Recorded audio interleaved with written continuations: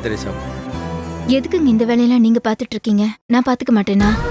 இல்லை உமா, நீ ஈரு உயிரா இருக்கு.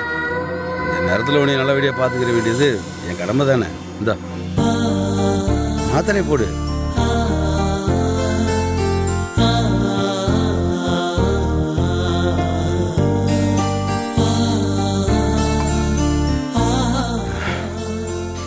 என்னென்னமோ நடந்து போச்சு உமா. இப்ப நினைச்சா கூட மனசுக்குள்ள திக்கு திக்குன்னு அடிச்சுக்கிறது. ஆனா எனக்கு ஒரு விஷயத்துல நிம்மதியா இருக்குங்க. யார் வந்தாலும் போனாலும் கடைசியில உங்களுக்கு நான், எனக்கு நீங்கன்னு இருக்கணும்.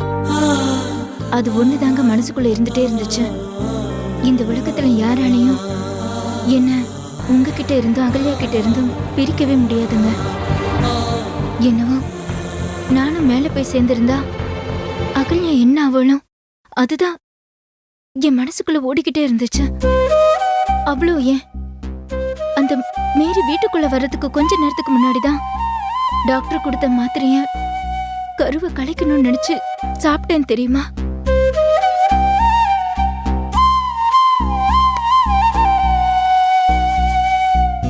தெரியும் உமா, நீ எந்த அளவுக்கு உடஞ்சு போயிருப்பேன்னு எனக்கு நல்லாவே தெரியும். அகல்யா விஷயத்துல உனக்கு நிறைய துரோகம் பண்ணிட்டேன் உமா. இருதலை கூலி எறும்பு மாதிரி அங்கேயும் எங்கேயுமே அலைஞ்சு தவிச்சு போயிருந்தேன். ஆனா நீ உன் விஷயத்துல தெளிவாத்தே இருந்த உமா. உன் வாழ்க்கை, உசுறு, உன் உலகமே அகலையாதான் இருந்த. உனக்கு ஒரு குழந்தை பிறக்கிற மாதிரி நீ எப்படி ஆசைப்பட்டிருப்பேன்னு எனக்கு நல்லாவே தெரியுமா. ஆனா இன்னைக்கு விடுங்க, அதான் கடவுள் எல்லாத்தையுமே என்கிட்ட திருப்பி கொடுத்துட்டான்ல, அது போதுங்க எனக்கு. சின்ன வயசுல எல்லாருமே என்கிட்ட சொல்லுவாங்க, முதல் பாதி வாழ்க்கை கஷ்டமா இருந்தா ரெண்டாவது பாதி வாழ்க்கை நல்லா இருக்கும்னு. எனக்கு முக்கால்வாசி வாழ்க்கை கஷ்டமா தாங்க போச்சு. இனிமே நமக்கு கஷ்டம் வராதுன்னு நினைக்கிறேன். விடுங்க. அந்த மேரிய சொல்லியும் தப்பில்லைங்க.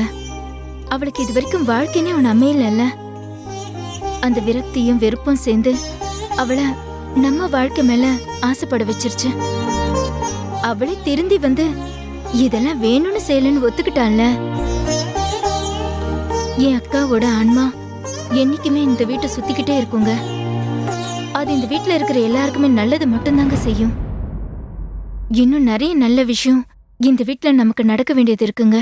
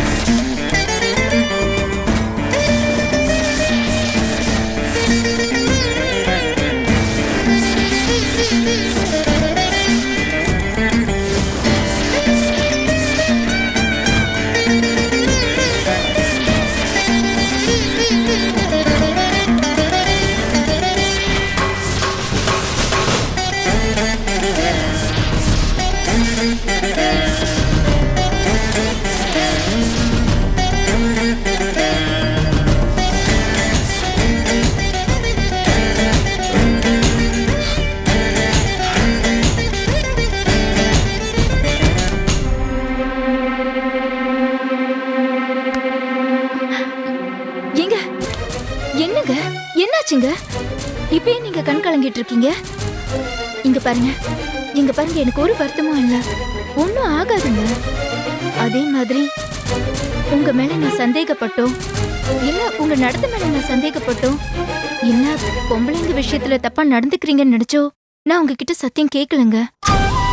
அகல்யா போர்டிங் ஸ்கூலுக்கு போயிருக்கான்னு சொல்லி அவகிட்ட அனுப்பி வச்சிங்கல்ல, அந்த மாதிரி ஏதாவது திரும்பி நடந்தா என்னால தாங்கிக்க முடியாதுங்க. அதான் உங்ககிட்ட நான் சத்தியம் கேட்டேன்.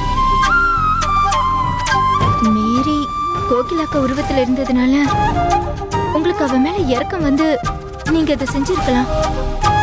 விடுங்க, நடந்தது நடந்து போச்சு. இனிமே இது நம்ம உலகம், தனியா நிம்மதியா இருக்கலாம். அதுல நீங்க, நான், அகல்யா, நாம எல்லாரும் சேர்ந்து சந்தோஷமா இருக்கலாம். நீயும் வாழ்க்கையில புருஷன் குழந்தைன்னு எவ்வளவோ கஷ்டத்தை அனுபவிச்சிட்ட. ஒண்ணுக்கு 2 தடவை செத்து பொழைச்சு வந்திருக்க. எல்லா சூழ்நிலையிலையும் வெட்ட வெட்ட வளர்ந்து வர வாழை மரம் மாதிரி வளர்ந்துட்டே இருந்த. ஆனா எந்த சூழ்நிலையிலும் தெய்வம் உன்னை கைவிடாம உன் கூட இருந்திருக்கு. உமா, யாரும் உன்னை கைவிட்டு இருந்தாலும் தெய்வம் உன்னை கைவில்லை உமா. அதுக்கு என்ன காரணம் தெரியுமா? உன்னோட நல்ல மனசுதான் உமா. உன்னை கொண்டு புதைச்சவளுக்கு கூட நீ காரணம் காட்டுறிய. இந்த நல்ல மனசு யாருக்கு வரும்? உன் நல்ல மனசுக்கு நீ எப்பயுமே நல்லா இருப்ப உமா, நல்லா இருப்ப.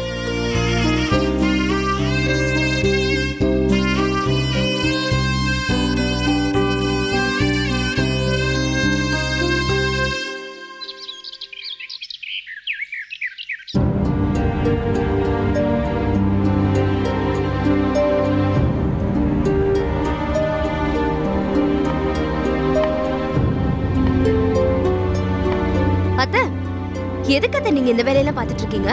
நான் பாத்துக்க மாட்டேனா? நீங்க போய் ரெஸ்ட் எடுங்க, போங்க. ஏன் பாரதி, நான் சும்மா தானே இருக்கேன். உனக்கு சமையல்ல ஒத்தாசையா இருக்கிறது எனக்கும் சந்தோஷம்தான். நானும் எவ்வளவு நேரம் தான் டிவியே பார்த்துட்டு இருப்பேன்.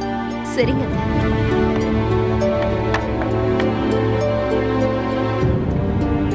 ஏமா பிரதீப் எங்க? ஆளையே காணோம். தூங்கிட்டு இருக்காரு. நேரத்துக்கு தூங்காம ராத்திரி பூரா 2 பேரும் பேசிக்கிட்டே இருக்கீங்க. ஆமாத்த, நாங்க லவ் பண்ணப்ப 2 பேரும் சண்டை போட்டுக்கிட்டது சமாதானமானதுன்னு எங்க காதல் கதையில இருந்த சுவாரஸ்யமான விஷயங்களை பேசிக்கிட்டு இருந்தோம்.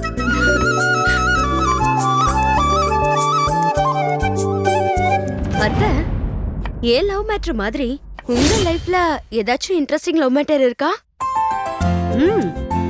லவ் மேட்டர் இருக்கு. அது உனக்கு இன்ட்ரெஸ்டிங்கா இருக்குமா இருக்காதான்னு தான் எனக்கு தெரியல. லவ்னாலே இன்ட்ரெஸ்டிங் தானே. சொல்லுங்க சொல்லுங்க ப்ளீஸ், உங்க லவ் ஸ்டோரி சொல்லுங்க. எங்க அப்பா தான் இந்த சொத்து எல்லாத்துக்கும் சொந்தக்காரரா இருந்தாரு. Export company, textiles, construction, spare parts, இப்படி பல பிசினஸ ஒரே ஆளா இருந்து எல்லாத்தையும் பாத்துக்கிட்டாரு. உங்க மாமா எங்க அப்பாவோட ஆபீஸ்ல ஒரு சாதாரண கிளர்க்கா தான் வேலைக்கு சேர்ந்தாரு. அவரோட திறமை, அவரோட உழைப்பு, நேர்மை இதெல்லாம் கொஞ்சம் கொஞ்சமா சேர்ந்து கம்பெனிக்கு நிறைய பிரான்ச் உருவாச்சு.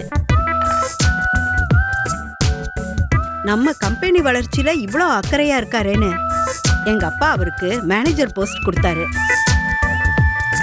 ஒரு கட்டத்துல அவர் மேல இருந்த மரியாதை அன்பா மாறி அந்த அன்பு காதலா மாறிடுச்சு. எனக்கு வாழ்க்கை துணையா இவர் தான் வரணும்னு மனசுக்குள்ள தோணிருச்சு. அதனாலதான் உங்க மாமாவை சந்திச்சு என் மனசுல உள்ள காதலை சொன்னேன். ஓ, அப்ப நீங்க தான் ஃபர்ஸ்ட் ப்ரப்போஸ் பண்ணிருக்கீங்க. ஆமா பாரதி, எங்களுக்கு என்ன அந்த காலத்துல ஃபேஸ்புக்ல லைக் போட்டுட்டு வாட்ஸ்அப்ல லவ் யூன்னு சொல்றதுக்கு வழியா இருந்தது. உங்களை பிடிச்சிருக்குன்னு சொன்னேன். எங்க உங்க மாமா தான் பிடி கொடுத்து பேசவே இல்லை. கடைசி வரைக்கும் முடியாதுன்னு தான் சொன்னாரு. என் அந்தஸ்து தான் அவருக்கு பெரிய பயமாவே இருந்துச்சான். ஆனா நான் அவரை விடவே இல்லை. எங்க அப்பா எனக்கு எவ்வளவோ மாப்பிள்ளையெல்லாம் பார்த்தாரு. ஆனா உங்க மாமாவை தவிர யாரையுமே எனக்கு பிடிக்கவே இல்லை. அதுக்கப்புறம் உங்க மாமா கிட்ட எங்க அப்பாவே போய் பேசினாரு. அதுக்கப்புறம் தான் அவர் சம்மதமே சொன்னாரு. அதுக்கப்புறம் எல்லாருமா சேர்ந்து சந்தோஷமா கல்யாணம் பண்ணி வச்சாங்க. இந்த கம்பெனி நிர்வாகம், பொறுப்பு எல்லாமே நீங்களே பாத்துக்கங்கன்னு அவர்கிட்ட சொல்லிட்டேன். ஆனா ஒண்ணு, சொத்து மட்டும் இன்னும் என் பேர்லயே தான் இருக்கு.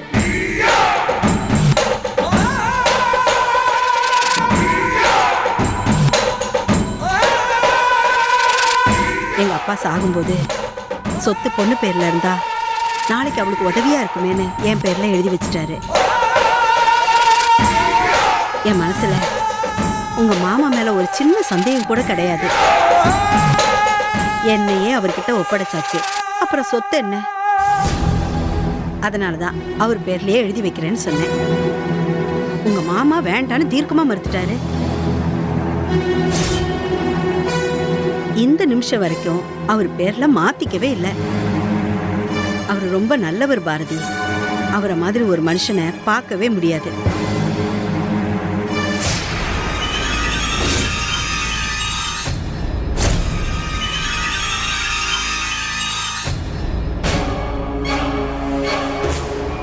அத்தை, நீங்க இவ்ளோ பெரிய விஷயத்தை என்கிட்ட சொன்னதுனால நான் உங்ககிட்ட ஒரு சின்ன விஷயம் கேக்குறேன். மாமாவும் நீங்களும் இவ்ளோ அந்யோன்யமா அன்பா இருக்கீங்க. உங்க உறவுல இவ்வளவு நேர்மை காதல்லாம் இருக்கு. ஆனா அதுல ஏன் இவ்ளோ நெருடல்? என்ன பாரதி, என்ன நெருடல்? அத்தை, சாரி. அடுத்தவங்க பெட்ரூமை எட்டி பார்க்குற உரிமை யாருக்கும் இல்ல. ஆனாலும் என் கண்ணில் பட்ட விஷயம், இன்னைக்கு மார்னிங் நீங்க பெட் மேல படுத்திருந்தீங்க, ஆனா மாமா கீழே பாயில படுத்திருந்தாங்களே. ஓ, அதுவா? அதுக்கு ஒரு பின்னணி இருக்குமா. 5 வருஷத்துக்கு முன்னாடி உங்க மாமாவுக்கும் எனக்கும் பெரிய சண்டை வந்துருச்சு. அந்த சண்டையில நான் வாய்க்கு வந்தபடியெல்லாம் அவரை பேசிட்டேன். மூட்டை தூக்கி ஓப்பன் ஏசியில படுத்து கட்டாந்தரையில உருண்டவன் தானே நீ. உனக்கு மெத்த ஏசி சொகுசெல்லாம் கேக்குதானே, அது இதுன்னு அவரை பார்த்து சொல்லிட்டேன். அந்த வார்த்தை அவரை இவ்வளோ காயப்படுத்தும்னு எனக்கு அப்ப தெரியலம்மா.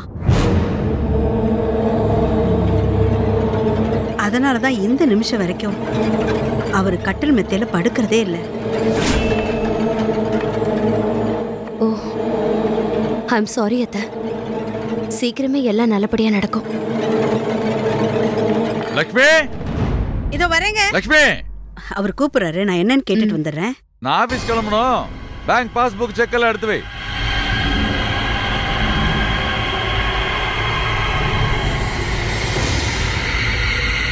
இவ்வளவு மோசமானவனை இன்னும் புரிஞ்சுக்காம இருக்காங்களே.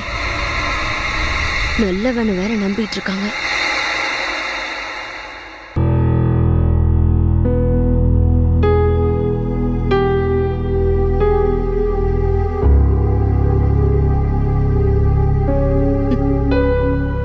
இந்த வீட்ல எதையுமே புரிஞ்சுக்க முடியலையே. எல்லாமே குழப்பமாவே இருக்கு. மாமா மாதிரி ஒரு நல்லவரை பார்க்கவே முடியாதுன்னு அத்தை சொல்றாங்க. ஒரு பக்கம் 2 பேரும் இந்த வயசுக்கு மேல தனியா படுத்திருக்காங்க. ஏதோ இதுல மர்மம் இருக்கு. இந்த வீட்டுக்குள்ள வந்ததுல இருந்து இன்னைக்கு வரைக்கும் எனக்கும் லக்ஷ்மிக்கும் இடையில என்ன நடக்குதுன்னு தெரிஞ்சுக்கிறதுல உனக்கு அவ்வளோ ஆர்வம். ஆ? ரொம்ப புத்திசாலி நினப்பு. யாரு நீ? யாரு? நேத்து பேஞ்ச மழையில இன்னைக்கு முளைச்ச காலம். மிடில் கிளாஸ் எச்ச. அன்னைக்கு சோத்துக்கு என்ன பண்றதுன்னு யோசிக்கிற அன்னக்காவடி. நீ என்ன எப்படி காலி பண்றதுன்னு யோசிக்கிறியா? விடமாட்டேன்டி, விடமாட்டேன். என்ன காலி பண்றதுக்காக எனக்கு பின்னால குழி தோண்ட இல்ல, அதே குழிக்குள்ள ஒன்ன தள்ளி அடக்கம் பண்றேன்டி, அடக்கம் பண்றேன்.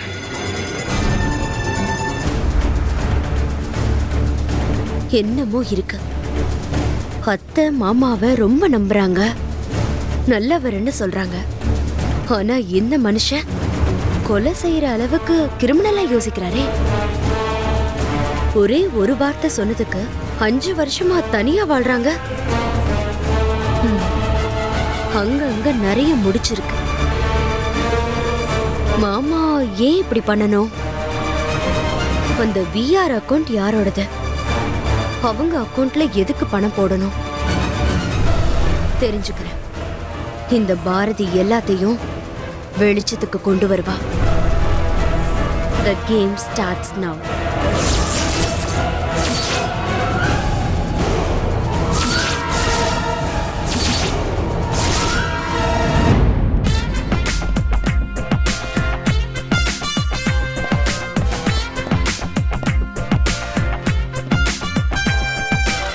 எங்க போனா இந்த பாரதி?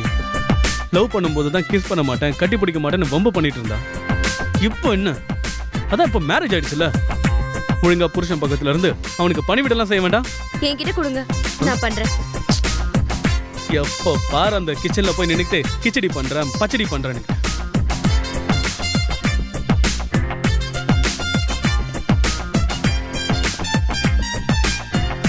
ஹேய் பாரதி, உன் மனசுல என்னதான் நினைச்சிட்டு இருக்க நீ? நான் ஆபீஸ் போகணும், அதுக்கு முன்னாடி உங்ககிட்ட பாய் சொல்லணும்னு ஏங்கிட்டு இருக்கேன் நானு. ஆனா நீ என்னடா எந்த ஃபீலிங்ஸும் இல்லாம எப்ப பாரு கிச்சன்லயே உட்காந்துட்டு இருக்க. முதல்ல ரூமுக்கு வா, நான் உனக்கு அவசரமா பாய் சொல்லிட்டு கிளம்பணும். நீயும் கொடுக்க வேண்டியதை கொடுத்து அனுப்பு.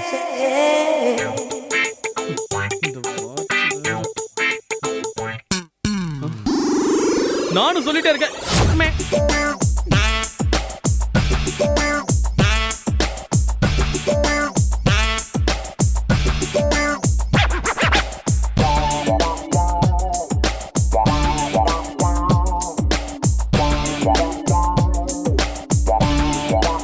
டேய், உனக்கு இதே வேலைய போச்சுடா. எப்ப பாரு ஒளிஞ்சு நின்னுகிட்டு யார்கிட்ட பேசுறோன்னு தெரியாம எதையாவது பேச வேண்டியது. ஏண்டா உன் பொண்டாட்டி கிட்ட பேசணும்னு நினைச்சா உள்ள வந்து பாரதி உன்கிட்ட பேசணும் உள்ள வான்னு கூப்பிடு. அதை விட்டுட்டு இப்படி பப்ளிக்ல போய் வழிஞ்சிட்டு இருக்க. பாரதி போமா, துரைக்கு என்னமோ வேணுமாமே. அது ஒண்ணு இல்லம்மா, ஆபீஸ் போகணும்னு தான். டேய் போடா. ஒரு கிஸ்க்கு எவ்வளவு அவமானப்பட வேண்டியதா இருக்கு. அங்க இருக்கிறாங்க சொல்லு.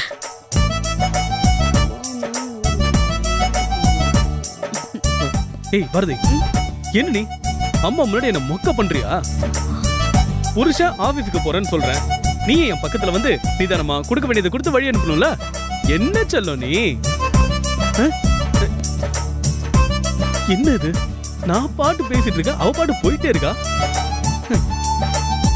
வர வர இந்த ஹஸ்பண்டுக்கெல்லாம் மரியாதை குறையுது. ஓஹோ, ஒருவேளை இப்படி இருக்குமோ? கல்யாணம் முடிஞ்சு முதல்ல ஆபீஸ்க்கு போறதுனால ஒருவேளை நமக்கு ஆரத்தில அடுத்து வழி அனுப்புறாளோ என்னவோ. வரட்டும் வரட்டும், ஆரத்திக்கு நான் ரெடி.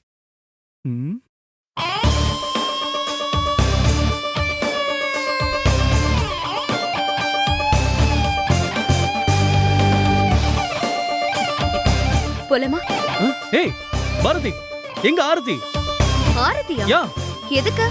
இல்ல கல்யாணம் முடிஞ்சு இன்னைக்கு தான் ஃபர்ஸ்ட் டைம் ஆபீஸ்க்கு போறேன். ஆரத்தி எல்லாம் எடுத்து வழி அனுப்புன்னு பார்த்தா சும்மா கையை வீசிட்டு வர. கை வீசிட்டு வரல, பேக் எடுத்துட்டு தான் வந்திருக்கேன். சீயே, பேகா? மாம், பேக் எதுக்கு? அது வந்து ஓ, அதுல இருந்து கிஃப்ட் வச்சிருக்கியா? நோ பேபி நோ, எனக்கு எந்த கிஃப்ட் கொடுக்கறதா இருந்தாலும் கண்ணத்திலேயே கொடு போதும். ஹலோ, ஒரு மனுஷிய பேச விடுறியா? நான் ஏதாவது சொல்றதுக்கு முன்னாடியே நீ பாட்டுக்கு கற்பனை பண்ணிட்டு போற. நீ மட்டும் ஆபீஸ்க்கு போகல, நானும் கூட வரேன். Hey, what a surprise!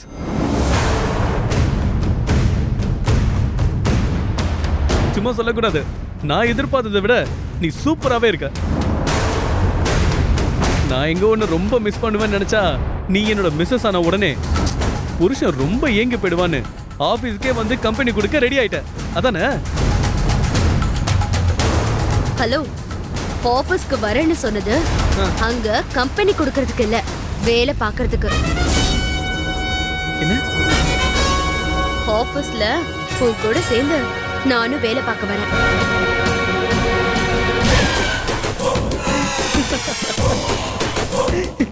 என்ன பாரதி, காலையிலே காமெடி பண்ணிட்டு இருக்க? அம்மா இங்க வாங்கல, பாரதிய பாருங்க இங்க என்ன காமெடி பண்ணிட்டு இருக்கான்னு.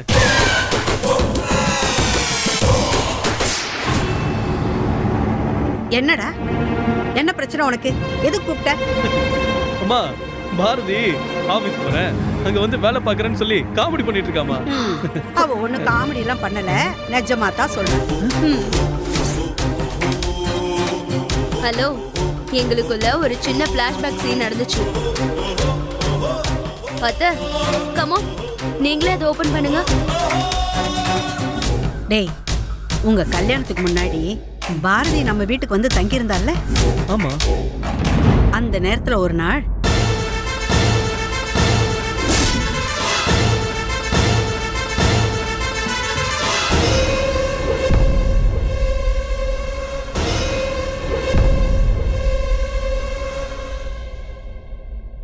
சார், நாளைக்கு ஆடிட்ஸ் வரதுக்கு வாய்ப்பு இருக்கு.